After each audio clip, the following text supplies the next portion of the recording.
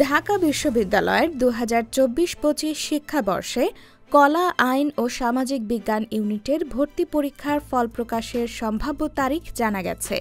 এই ইউনিটের ফলাফল আগামী সপ্তাহের রবিবার অথবা সোমবার প্রকাশ করা হতে পারে।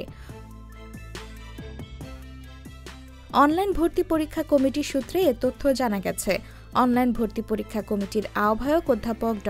মোহাম্মদ মুস্তাফিজুর রহমান রবিবার দ্য ডেইলি ক্যাম্পাসকে বলেন, ডিনের সঙ্গে কথা বলে জেনেছি ফলাফল চূড়ান্ত করার কাজ চলছে।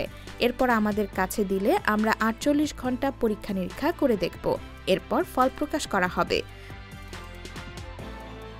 আগামী সপ্তাহের রবি বা সোমবার কলা, আইন ও সামাজিক বিজ্ঞান ইউনিটের ফল প্রকাশ হতে পারে জানিয়ে তিনি আরও বলেন, বিজ্ঞান ও ব্যবসায় শিক্ষা ইউনিটের ফল প্রকাশের সময়ের বিষয়ে এখনও কোনো সিদ্ধান্ত হয়নি।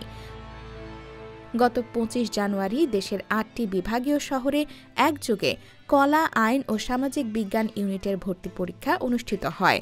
২০২৪-২৫ শিক্ষাবর্ষে এই ইউনিটে আসন রয়েছে ২,৯৩৪টি।